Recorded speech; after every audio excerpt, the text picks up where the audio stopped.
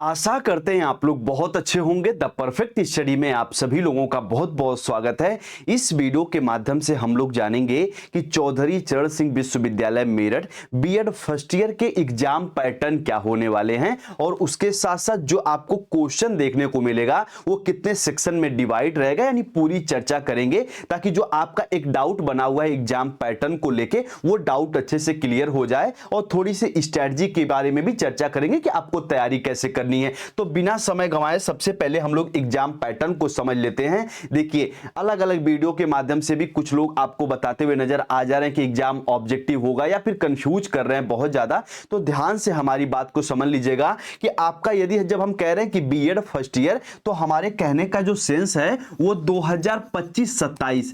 2025-27 का जो एग्जाम होने जा रहा है 16 जून से, उसका एग्जाम जो है वो डिस्क्रिप्टिव रूप में होगा, या यूं कहें कि ये आपका सब्जेक्टिव फॉर्म में होगा, या फिर आपका यूं कहें कि लिखित फॉर्म में होगा। यानी आपको क्वेश्चन दिया जाएगा, उसका आपको लॉन्ग आंसर करना है। कोई ऐसा नहीं कि एक सिर्फ आपको क्वेश्चन दे दिया, उसका चार ऑप्शन, उसमें से कोई एक टिक करना, ऐसा नहीं होने वाला है। आपको बिल्कुल लॉन्ग आंसर करना है, इतना आपको याद रखना। अच्छा, कहेंगे सर यहां पे आप ऑब्जेक्टिव क्यों लिखे हैं? तो कहने का मतलब है जो आपका सेक्शन सी है, सेक्शन सी में हो सकता है कि एक दो क्वेश्चन आपको ऐसा दे दे जिसमें आपको कुछ फिल करने के लिए दे दे उसी ऑप्शन में से, तो एक दो क्वेश्चन वो भी सेक्शन सी में आपको ऑब्जेक्टिव फॉर्म में देखने को मिलेगा। डिफिनेशन बेस्ड क्वेश्चन देखने को मिलेगा। तो ये क्वेश्चन का पूरा प्रारूप रहा। अगर पूरे सार की हम लोग बात करें तो पूरा निष्कर्ष यही है कि आपका एग्जाम जो है वो लिखित फॉर्म में होगा। इतना उम्मीद करते अब आप लोग समझ गए होंगे।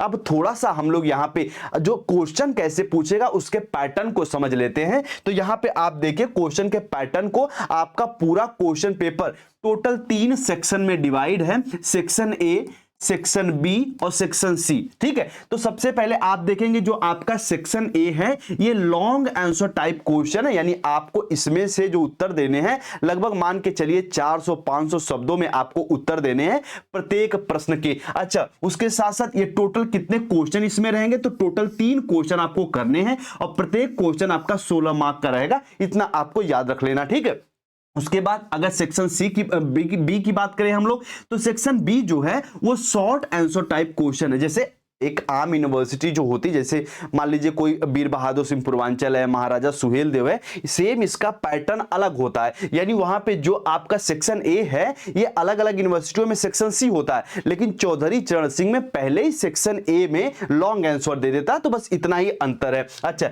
इसमें आप देखेंगे टोटल 4 क्वेश्चन आपको करने रहते हैं और प्रत्येक जो क्वेश्चन है वो आपका 4 मार्क का रहता है। ये आप याद रखिएगा। ठीक है, 4 नंबर का आपको रहता है। उसके बाद आप देखेंगे सेक्शन सी है, सेक्शन सी को ही हम कह सकते हैं very short answer type question, और ये टोटल आपको 8 क्वेश्चन करने हैं और प्रत्येक क्वेश्चन आपका 2 नंबर का। और इसी में हो सकता है कि डिफिनेशन बेस्ड आपको क्वेश्चन देखने को मिल जाए। कोई परिभाषा पूछ रहे, शिक्षा की परिभाषा पूछ रहे, दर्शन की परिभाषा पूछ रहे, यानी सब्जेक्ट के अकॉर्डिंग। उसके साथ साथ कोई हो सकता है कि एक आपको क्वेश्चन देके उसको भरने के लिए कह दे कि फिलिंग इन द ब्लैंक वाले टाइप के क्वेश्चन देखने को मिल जाए। ये टोटल आपके 16 मार्क के हो जाएंगे। ठीक है, तो कहने का मतलब ये आपका एग्जाम पैटर्न है। उम्मीद करते इसको आप लोग अच्छे से समझ गए होंगे। अब थोड़ी सी हम लोग स्ट्रेटजी की बात कर लेते हैं कि आपको तैयारी कैसे करनी है। इसका स्क्रीनशॉट ले लीजिए अपने ये टाइम टेबल का, अपने टाइम टेबल का स्क्रीनशॉट ले लीजिए। ये आपका 16 से प्रारंभ है।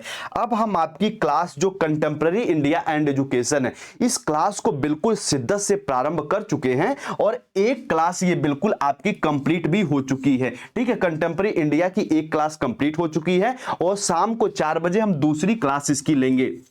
ठीक है, और इसके जो महत्वपूर्ण बिंदु है उसकी चर्चा करेंगे।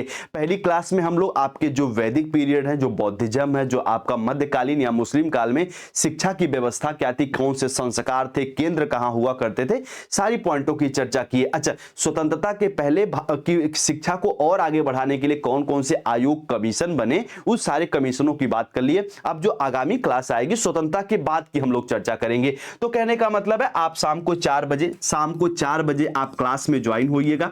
बहुत ही शिद्दत से सारी बातें बताते हैं ताकि आप समझ पाए। तो शाम को 4 बजे आप क्लास में ज्वाइन होइए और अपने पेपर को अच्छे से आप लोग तैयार करिए। ये आपकी स्ट्रेटजी है, क्योंकि एग्जाम में आपको लिखना है। तो जितना हम और आप क्लास में चर्चा किए रहेंगे उतना ही बेहतर आपके पास शब्द होंगे और एग्जाम में आप लिख पाएंगे। अच्छा, उसके साथ साथ कंप्लीट नोट्स भी आप इस नंबर पे मैसेज करके कंप्लीट नोट्स ले सकते हैं। ठीक है, 9005587371 पे मैसेज करके कंप्लीट नोट्स और उसके साथ साथ क्लास दोनों को मिला के यदि आप पढ़ते हैं तो आपकी तैयारी बहुत अच्छी हो जाएगी और आपको किसी सब्जेक्ट में बैक वगैरह नहीं लगेगा। ठीक है, चलिए, तो हम उम्मीद करते हैं पूरी बात आप लोग बहुत ही आसान भाषा में समझ गए होंगे। आप लोग टेलीग्राम इत्यादि ज्वाइन कर लीजिए। ये आप टेलीग्राम ज्वाइन करिए, डिस्क्रिप्शन में लिंक है। व्हाट्सएप चैनल ज्वाइन कर लीजिए ताकि जो भी इंफॉर्मेशन है वो जल्दी हम आपको देते रहें। अभी टेलीग्राम चैनल पे हम सेंट्रल लिस्ट की अपडेट किए हैं, तो आप लोग जाके वो भी देख लीजिएगा।